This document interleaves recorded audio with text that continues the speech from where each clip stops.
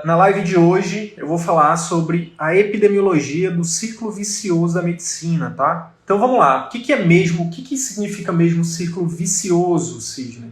O ciclo vicioso da medicina, pessoal, é uma espiral negativa que a gente entra, né, muitas vezes, na maioria das vezes, sem saber, né, de forma inconsciente. A grande maioria dos médicos entra, né, nessa espiral negativa de muito trabalho, pouca remuneração, baixa satisfação com a profissão, baixo impacto na vida dos nossos pacientes, baixa qualidade de vida, né? Então, e uma coisa vai alimentando a outra de forma negativa. Então, quanto mais trabalha, menos tem qualidade de vida, menos impacto na vida dos pacientes, menos ganha e por aí vai. Então, essa espiral negativa que a gente chama de ciclo vicioso, tá? A grande oportunidade dessa live de hoje, desse conteúdo de hoje, é que é o seguinte: se você entender a epidemiologia por trás do ciclo vicioso, você vai criar inteligência, você vai ter dados nas mãos para que você possa tomar decisões mais assertivas. Por exemplo, o que é a epidemiologia quando a gente fala de uma doença? Ela nos ajuda, ela nos dá inteligência para a gente poder, por exemplo, fazer um diagnóstico mais assertivo, tomar condutas mais assertivas, né, através de um tratamento. Por exemplo, quando a gente fala da epidemiologia da malária, a malária, que é uma doença aí que é, enfim, milenar, né? Por que é importante entender a epidemiologia da malária? Por exemplo, imagina que você atende um paciente no interior de São Paulo, com febre, né? Você está no interior de São Paulo. Dificilmente você vai pedir uma gota espessa desse paciente para pensar em malária. Agora, tudo isso muda se ele te disser, por exemplo, que ele é de Manaus, que ele está passeando na casa de uns parentes no interior de São Paulo. Opa, é de Manaus, né? Já pensei em vários diagnósticos aqui. Não é uma virose comum, não é uma gripe, não é dengue, não tem infecção bacteriana. E quando você vai lá e de novo explora um pouquinho mais a história e vê que ele é de Manaus, opa, isso acende aí uma luz para você pensar em malária. Então, isso é importante. Nesse momento que a gente está vivendo de pandemia, né, de coronavírus, Manaus está vindo a segunda onda de coronavírus, então todo paciente que você for atender, se você for atender fora de Manaus, se ele disser que é de Manaus, você vai obrigatoriamente, imediatamente você vai pensar em coronavírus. Então a epidemiologia de determinado agravo, de determinada situação, ela nos auxilia no diagnóstico, tá? E no tratamento, obviamente. Então, hoje, a intenção é trazer alguns dados para vocês aqui, né, sobre o ciclo vicioso. Tá? Dados de pesquisas, dados que estão aí disponíveis para cada um de vocês também depois procurarem, né, para realmente ver se isso realmente procede ou não, entendeu? Não tem problema. Então é muito comum, pessoal, que nossos alunos eles refiram o seguinte: eles não faziam a mínima ideia de que somente, por exemplo, 15% dos médicos hoje, mais ou menos, né? A gente trabalha com dados do Estudo de Demografia Médica e ele vai sendo atualizado anualmente. Os dados que a gente tem aqui são esses, então mais ou menos 15% dos médicos hoje no Brasil vivem exclusivamente de atendimento particular, tá? Os colegas, a maioria das vezes, nossos alunos, eles falam: cara, não fazia a mínima ideia disso. Eu nem sabia, né, que a gente poderia viver só de atendimento particular. Enfim, isso explica porque que a maioria, por exemplo, dos colegas estão ou no serviço público ou trabalhando para terceiros, por exemplo, hospitais privados, né, plano de saúde, clínicas populares. Então, por exemplo, um dos nossos alunos, numa entrevista que ele fez com a gente, né, um desses colegas é o Dr. Pedro Amaral, ele é pediatra, neonatologista lá de Mato Grosso do Sul. Na entrevista dele, ele fala pra gente o seguinte: quando ele trabalhava mais de 90 horas por semana, ele não fazia a mínima ideia de quanto que custava o retorno por hora trabalhado dele, né? Ele só veio descobrir isso depois de uma das atividades do nosso curso, né, que a gente chama de diagnóstico situacional, onde ele parou e foi botar na ponta do lápis quanto que ele estava recebendo, né, por cada hora trabalhada em determinados vínculos, né? Então ele dava plantão, fazia consultório, atendia plano, atendia particular, fazia, enfim, uma série de vínculos, né? Como a gente vai falar aqui que a maioria dos médicos estão, né, em vários vínculos, né? Então, quando ele descobriu, né, quando ele teve acesso a esse dado epidemiológico da vida dele, da carreira dele, isso foi um divisor de águas para ele, né? Foi um gatilho, né, que ele teve para, quando ele viu que, por exemplo, no consultório particular a hora trabalhada dele era muito maior, 2, 3, 4, até 10 vezes maior do que ele tinha, por exemplo, trabalhando em outros vínculos, ele disse: não, então eu tenho que focar aqui, é aqui que eu tenho que focar. Isso dá clareza, né? E a clareza gera inteligência, e essa inteligência gera discernimento, que gera ação direcionada, tá bom? Agora é importante dizer para você o seguinte: esses dados epidemiológicos, entender esses dados é uma parte do processo, tá? É uma parte da jornada. A partir de agora a gente vai começar a falar aqui sobre os dados epidemiológicos do ciclo vicioso. Vamos fazer por blocos, tá? O primeiro bloco a gente vai falar aqui sobre carga de trabalho, carga horária de trabalho semanal. Aqui quais são as fontes desses dados, tá? Estudo de demografia médica, tem um estudo também do Medscape, tá? Se você der um Google aí depois e pesquisar e colocar assim, satisfação profissional dos médicos, estudo Medscape, você vai encontrar um estudo interessante também que o Medscape fez, tá? Mas basicamente desses dois. Então, 1/3 dos médicos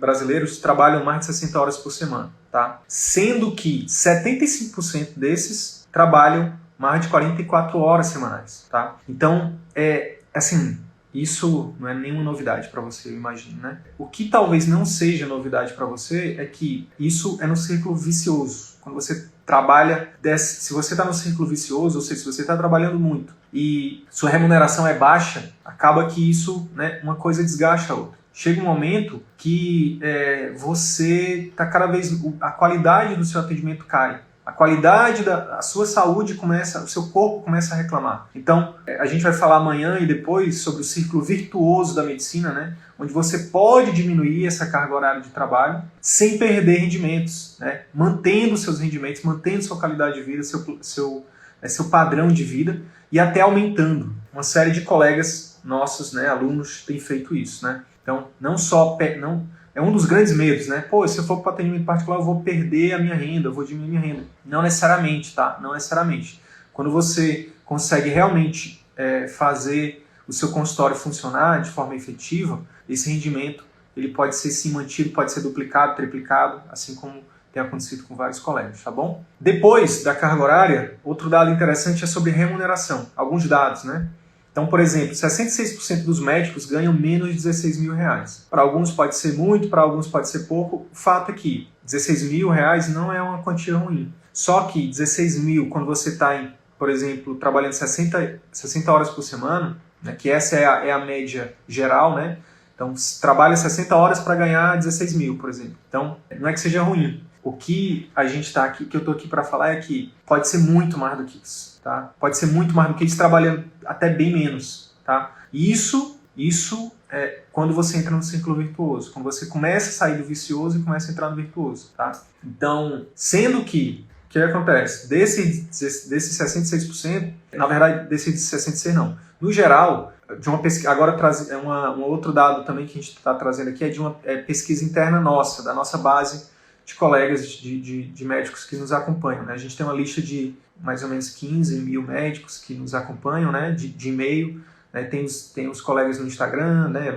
Tem 11 mil médicos no Instagram, tem quase 4 mil lá no Telegram. Então, a gente faz pesquisa de forma rotineira com a nossa base, né, de médicos. E o que a gente constatou? Mais de 90% dos médicos ganham menos de 10 mil reais por mês apenas com atendimento particular. Mais de 90% dos médicos da nossa base, né, não significa, isso não é do estudo de demografia médica, né, mas ganham menos de 10 mil reais, né, somente com atendimento particular. Então, o que acontece? Só pegando esses dois dados, né, carga de trabalho com remuneração, a gente vê que a maioria trabalha em torno de 60 horas por semana e a maioria ganha, né, menos de 16 mil reais. Tá? Então, quando a gente junta esses dois, né, uma alta carga de trabalho com baixa remuneração, isso explica, né, uma das frustrações do médico. Né? Isso explica, né, um dos fatores que faz com que o médico, né, entre no círculo vicioso. Eu vou dar um exemplo, eu peguei um exemplo, né, específico de uma especialidade, né, da obstetrícia para fazer uma comparação aqui, para ficar mais claro. O preço pago pelo parto normal, se tiver algum obstetra aí depois quiser, se souber desses dados mais atualizados, mas do dado onde eu peguei não é atualizado. Mas o preço pago pelo parto normal é em torno de R$250.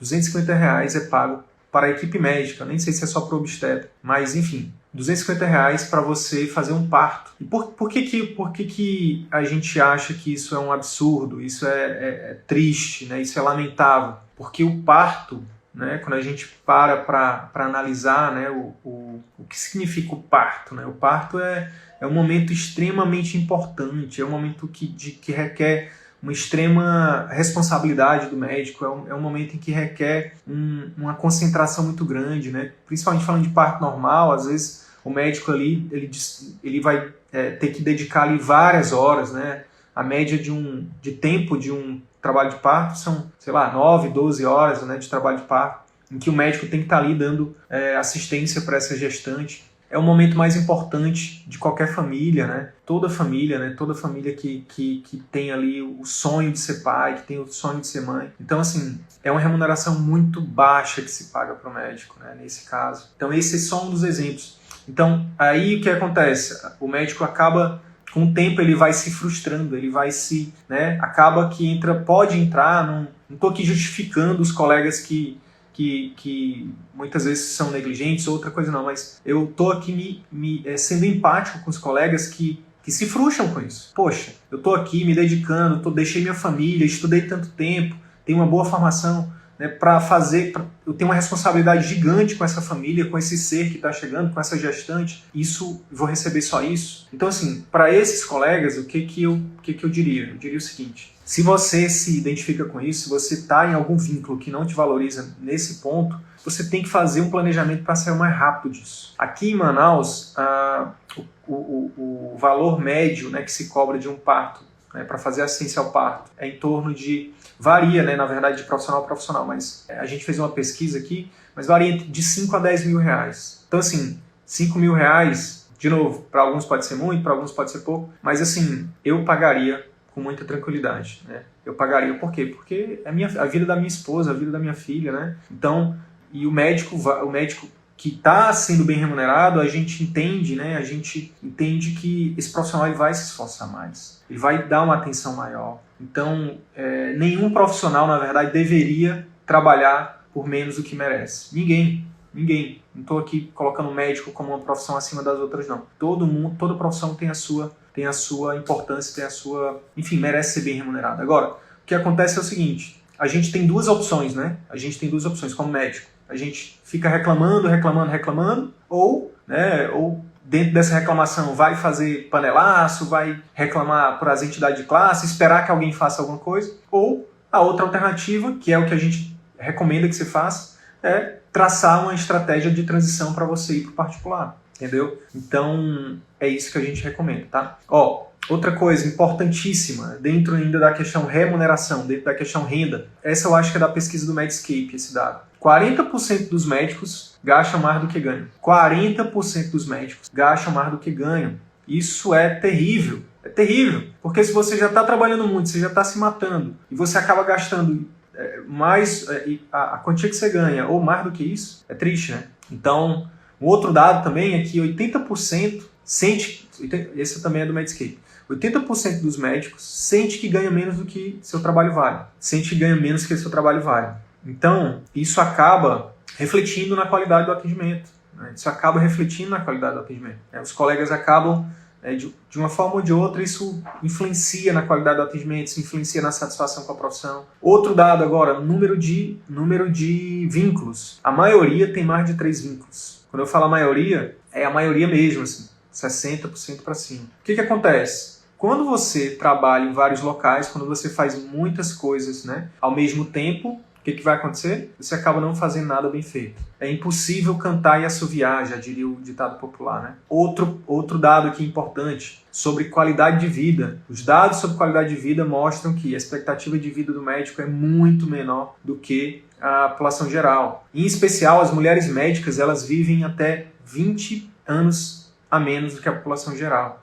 Relacionado, comparando médicas e médicos, né? As médicas vivem 20 anos a menos que os médicos. Então, número de doenças mentais muito maior na população médica, número de suicídios 5 vezes maior na população médica. Então, assim, isso reflete a qualidade de vida que é muito baixa na população médica, de uma forma geral. E aí tem a questão da satisfação com a profissão, né? Muitos colegas insatisfeitos com a profissão, muitos. O dado lá do Medscape mostra que mais de 60% dos médicos, ou mais de 60% estão satisfeitos, então 40% dos médicos estão insatisfeitos, né? 20% não fariam medicina novamente. Então isso é muito triste, né? Muito triste mesmo.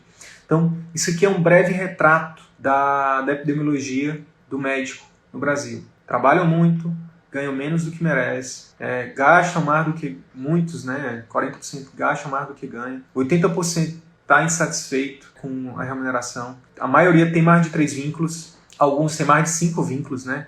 só que é uma faixa pequena, menos de 10%, tem mais de 5 vínculos. E a qualidade de vida do médico, os dados são assustadores mesmo. Recomendo que vocês depois pesquisem mais sobre isso para vocês tirarem suas próprias conclusões. Beleza? Beleza, Sidney. Agora eu já sei que eu estou no ciclo vicioso ou estou no caminho, né, do ciclo vicioso. Já decidi começar meu atendimento particular. Eu quero ir para o ciclo virtuoso, quero sair do vicioso. Então vou abrir minha clínica amanhã mesmo. É isso? E aí eu falo para você o seguinte, cuidado. Não é isso que eu estou falando. Cuidado porque é o seguinte, sem estratégia, né, você pode ter bastante problema. Não é à toa que 60% das clínicas médicas hoje quebram nos primeiros anos. Isso segundo dados do Sebrae, tá? Os colegas acabam que têm muita vontade, quando tem acesso a esse tipo de dado, por exemplo, quando tem acesso a esse tipo de conhecimento, acabam tendo muita vontade, mas sem um método, sem estratégia, sem técnica, por exemplo, de marketing, de gestão, de vendas, seu sonho pode se tornar um grande pesadelo, tá? Então, o que é que eu tenho para te falar? Simples. Você precisa de um método. Você precisa de um caminho, de um passo a passo. E é por isso que a gente está aqui, tá? É por isso que vai acontecer o workshop médico de atendimento particular. A gente vai te mostrar um passo a passo, tá? E esse passo a passo, ele envolve alguns, sendo redundante, né? Alguns passos. Então, por exemplo, você tem que fazer uma definição estratégica. Você precisa fazer uma definição estratégica. Definir o seu posicionamento. O que é posicionamento, Sidney? Posicionamento é como você vai ser visto pelo seu potencial paciente. Tá? A partir do momento que você define o seu posicionamento, por exemplo, seu nicho, seu subnicho, né? Então, por exemplo, o nicho geralmente é a especialidade, ou quem é generalista pode escolher, né, um público-alvo ali, por exemplo, de um grupo de doenças, né? E aí o subnicho é dentro daquela especialidade, né, um público-alvo específico. Então, eu sou ortopedista, dentro da ortopedia eu vou me posicionar no subnicho de cirurgia de mão, né, por exemplo. Então, cirurgia de quadril, né, isso é um exemplo de subnicho. E o meu público-alvo vão ser idosos, homens ou mulheres, ou os dois, de tantos a tantos anos, enfim. Então, definir esse posicionamento é talvez, né, um dos primeiros e mais importantes passos, né, nessa estratégia de migrar para o particular, de começar no particular. Tá? E aí, a partir do momento que você tem esse posicionamento, você vai estruturar um serviço personalizado, com vários diferenciais voltados para esse público, né? Para esse público que você definiu. Né? Depois, você vai definir estratégia de marketing, de vendas assertivas, de novo, voltadas para esse público. Tá? Depois, você vai definir fluxo de gestão dentro do seu consultório, né? Gestão de pessoas, gestão financeira, gestão de processo. Tá?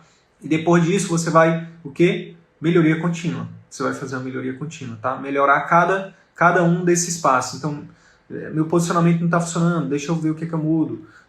Meu serviço aqui, o que eu posso melhorar dentro do meu serviço para deixar ele mais personalizado. Na minha estratégia de marketing, de vendas, o que eu posso melhorar. Na minha estratégia de gestão, o que eu preciso melhorar. Então, cada um desses itens você pode ir melhorando com o tempo, tá bom? Qual que é a dica prática aqui? A dica prática de hoje é você fazer um estudo do seu mercado, na sua cidade. Isso é uma das perguntas que a gente mais recebe aqui. O que significa fazer o estudo do seu mercado, né? Fazer uma pesquisa de mercado? Existem até instituições que fazem isso, né? Que você pode contratar, mas a gente, se você tiver grana e na sua cidade tiver uma boa empresa que faça isso, ótimo. Se não, o que a gente recomenda que você faça? Comece pesquisando, né, os seus concorrentes.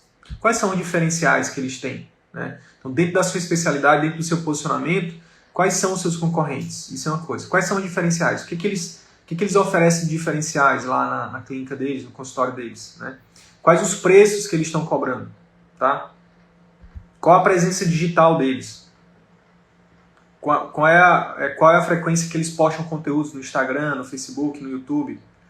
O site deles está ranqueado lá pelo Google. Né? Se não, mesmo que você esteja em início de carreira, mesmo que esses concorrentes tenham muito mais tempo, mais experiência, tenham muito mais currículo, o fato dele não ter uma presença digital, para você é uma ótima oportunidade. Tá? Então mapeia isso. Demanda.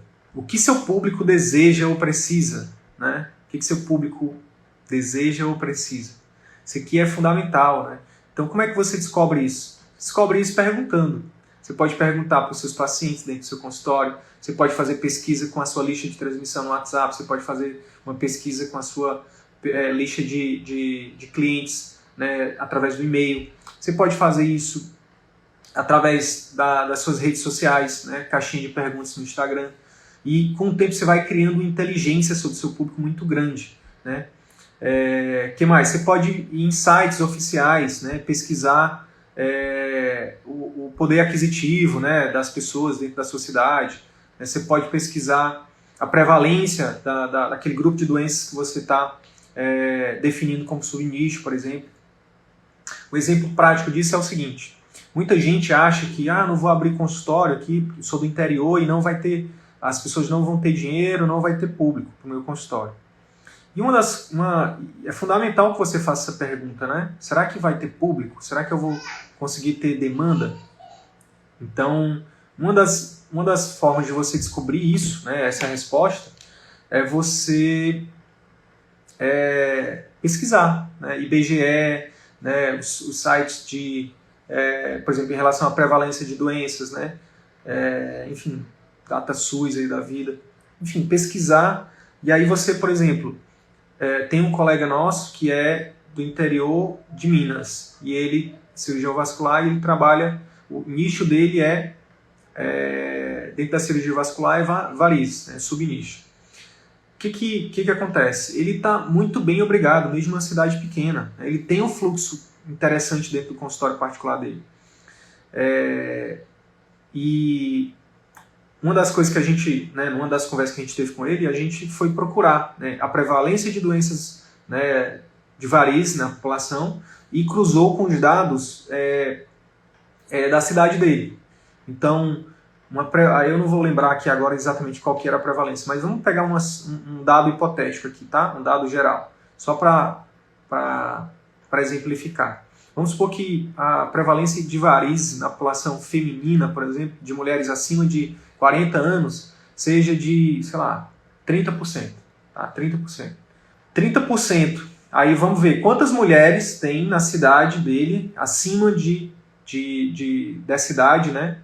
Que entra, né? E aí a gente cruza com esses 30%. Então vamos supor que tenham, sei lá, 10 mil mulheres adultas acima disso. 30% de 10 mil, a gente está falando o quê? 10% seria 1.000, seriam 3 mil potenciais clientes, né?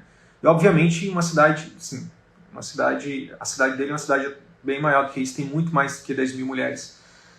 Mas é só uma exemplificação para que você possa fazer esse exercício também aí, para que você quebre, né, essa objeção de que minha cidade é pequena, não vou ter público. Uma outra coisa para também que você pode, que isso também ajuda bastante, é você, hoje com as ferramentas de marketing digital, por exemplo, você pode fazer marketing para cidades ao redor. Então, se sua cidade é pequena, minha cidade é pequena, tem 10 mil habitantes só. Então, com certeza, no entorno da sua cidade, você vai ter mais pessoas, né? Então, você pode fazer marketing para essas pessoas no entorno, tá? Então, isso é um dos benefícios de você entrar também, de começar a fazer o marketing digital. Tá bom?